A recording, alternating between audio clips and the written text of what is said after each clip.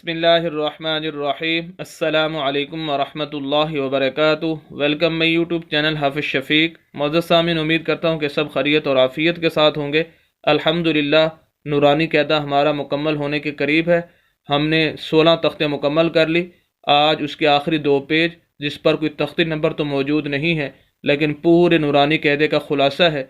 अगर आप दोस्त इन 2 जो पेज हैं इनको पढ़ना सीख जाएंगे तो इंशाअल्लाह आप कुरान को भी सही तरीके से पढ़ना सीख जाएंगे, क्योंकि ये कुरानी अल्फाज ही इन 2 पेज के ऊपर मौजूद हैं जो हम आपके सामने वक्तन फ़वक्तन इंशाअल्लाह पढ़ने जा रहे हैं। वैसे भी हमारा मकसद पूरे नूरानी क़यादे के अंदर यही चला आ रहा है कि हम आपको वो चंद अल्फाज ही पढ़ना नहीं सिखाते जो वीडियो के अंदर बताए जाते हैं, बल्कि उन अल्फाज से निकलने वाले उसूल व ज़वाबित और तजवीदी कवानीन आपके सामने रखते हैं, ताकि आप उन उसूल व ज़वाबित और तजवीदी कवानीन की रोशनी में कुरान को सही तजवीद के साथ पढ़ना सीख जाएँ। तो ये आज भी हम जो सबक पढ़ने जा रहे हैं ये ऐसे समझे कुरान के ही अल्फाज और पूरे नूरानी क़यादे का खुलासा है। अऊज़ु बिल्लाहि मिनश शैतानिर रजीम, बिस्मिल्लाहिर रहमानिर रहीम। जीम ज़बर जा, ज़ा ज़बर अलिफ मद ज़ा, जज़ा, हमज़ा 2 ज़बर अन, जज़ाअन। जीम के ऊपर ज़बर है और ज़ा के आगे अलिफ है और अलिफ के ऊपर मद है। ये मद की अलामत और निशानी है और ये सबसे बड़ी मद है। जिस लफ्ज़ के ऊपर भी आज उस लफ्ज़ को 5 अलिफ के बराबर हमने लंबा करना है। अब ये ज़ा के आगे अलिफ है, उसके ऊपर मद है, तो ज़ा को हम लंबा करेंगे, जज़ाअन। नेक्स्ट दूसरा लफ्ज़ है हमदा ज़बर लाम अल, मीम ज़बर मा, अलमा, लाम खड़ी ज़बर मद ला, अलमला, हमज़ा ज़ेर ई, अलमलाई, काफ ज़बर का, अलमलाइका, ता पेश तू, अलमलाइकातु। हमज़ा को हम इसको हमज़ा पढ़ेंगे, अलिफ नहीं पढ़ेंगे। अलिफ वो होता है जो बिल्कुल खाली हो, जिसके ऊपर नीचे कोई हरकत मौजूद ना हो, तो जब उसके ऊपर नीचे कोई हरकत आ जाए वो हमज़ा बन जाता है। उसको हम मिलाएंगे लाम के साथ, क्योंकि लाम साकिन और साकिन की अलामत ये है, जो भी हर्फ कुरान के अंदर साकिन होता है वो खुद ब खुद नहीं पढ़ा जाता, उसको हेल्प की ज़रूरत होती है पिछले लफ्ज़ की। तो इसी वजह से यहाँ पर हम इस हमज़ा को लाम के साथ मिलाएंगे। और इस लाम के ऊपर खड़ी ज़बर भी है और मद भी है। खड़ी ज़बर, खड़ी ज़ेर, उल्टा पेश, ये 3 हरकतें होती हैं। जिस लफ्ज़ के भी ऊपर नीचे आज उस लफ्ज़ को लंबा किया जाता है, और यहाँ पर खड़ी ज़बर और मद दोनों चीज़ें हैं, तो लाम को हम लंबा करके पढ़ेंगे।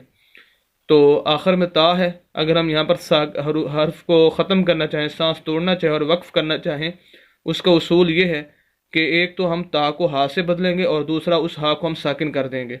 वैसे तो आम रूटीन के अंदर जब हम वक्फ़ करते हैं तो आखिरी हर्फ को सिर्फ हमने साकिन ही करना होता है, लेकिन यहाँ पर साकिन भी करेंगे और ता को हा से भी बदलेंगे। कुरान के अंदर जहाँ भी आखिर में ता आ जाए, ता से मुराद यहाँ पर गोल ता मुराद है, ना कि जो सीधा बा की तरह ता होता है वो मुराद नहीं है। गोल ता आ जाए तो उस ता को वक्फ़ की हालत में हा से बदलते हैं और उस लफ्ज़ को फिर साकिन भी करते हैं। अब हमारा लफ्ज़ अल मलाइकतु से हो जाएगा अल मलाइका, हमज़ा ज़ेर नून इन, नून ज़बर अलिफ मद ना, इन्ना। हमज़ा को हम नून के साथ मिलाएंगे और नून मुशद्दद है, शद वाला है। शद की अलामत ये है, जो भी लफ्ज़ शद वाला होगा उसको हम 2 मरतबा पढ़ेंगे, एक मरतबा पिछले लफ्ज़ के साथ और दूसरी मरतबा उसके ऊपर या नीचे कोई ना कोई हरकत ज़रूर मौजूद होगी उसके साथ पढ़ना होगा, और दूसरा शद वाले लफ्ज़ को सख्त करके पढ़ना होगा। और तीसरी बात यहाँ पर यह है कि जहाँ भी नून मुशद्दद हो, मीम मुशद्दद, नून मुशद्दद, वैसे तो गुन्ने के मुस्तकिल उसूल हैं, लेकिन मुख्तसर ही बता देता हूँ, जहाँ भी नून मुशद्दद आ जाए यानी शद वाला नून आ जाए वहाँ पर ज़रूर गुन्ना होता है। गुन्ना कहते हैं नाक में आवाज़ ले जाने को। तो हम हमज़ा को जैसे ही नून के साथ मिलाएंगे तो फिर नून पर गुन्ना भी करेंगे, इन अच्छा, फिर उसके आगे फिर अलिफ है नून के आगे और उस पर मद है। एक मद हम पीछे पढ़ चुके हैं, ये वाली जज़ान के ऊपर, और इसी तरह मला लाम के ऊपर, और ये बड़ी मद कहलाती है और ये छोटी मद है। हम इसको कम खींचेंगे। इन्ना, हमदा ज़बर आइन आ, ख्वा ज़बर या त्वई, आ त्वई, नून ज़बर अलिफ ना, आ त्वईना, इन्ना आ त्वईना। ये नून के आगे अलिफ है और ये अलिफ मद्दा है। अलिफ मद्दा, वैसे तो हरूफ मद्दा 3 है, अलिफ मद्दा, वाव मद्दा और या मद्दा। मुस्तकिल वीडियो चैनल पर मौजूद है, आप देख सकते हैं डिटेल इसकी। अलिफ मद्दा ऐसा अलिफ जिसके पिछले लफ्ज़ के ऊपर ज़बर हो। अब देखेंगे नून है, इससे आगे अलिफ है और नून के ऊपर जब वो ज़बर है इसे अलिफ मद्दा कहेंगे। अब नून को हम लंबा करके पढ़ेंगे आतईना। अब यहाँ पर अगर हम वक्फ करना चाहें तो वक्फ की हालत में भी इसको ऐसे ही पढ़ेंगे जैसे हम बिना वक्फ के पढ़ रहे हैं। इन्ना आतईना, हमजा ज़ेर ई, लाम ज़बर या लई, इलई, नून ज़बर अलिफ मदना, इलैना, लाम को या के साथ या साकिन और नून के आगे अलिफ और उस पर मद, छोटी मद, इसको भी हमने खींचना है। इलैना, वक्फ की हालत में भी हम इसको ऐसे ही पढ़ेंगे।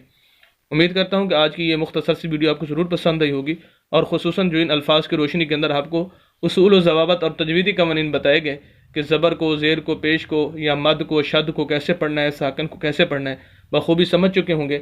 मज़ीद इस्लामी वीडियोज़ के लिए और कुरान को सही तजवीज़ के साथ पढ़ने के लिए हमारे यूट्यूब चैनल हाफिज़ शफ़ीक को ज़रूर सब्सक्राइब कीजिए। सदका जारिया समझकर हमारी वीडियोज़ को शेयर भी कीजिए। मिलते हैं नेक्स्ट वीडियो के अंदर कल इंशाअल्लाह। इजाज़त दें। अल्लाह हाफिज़।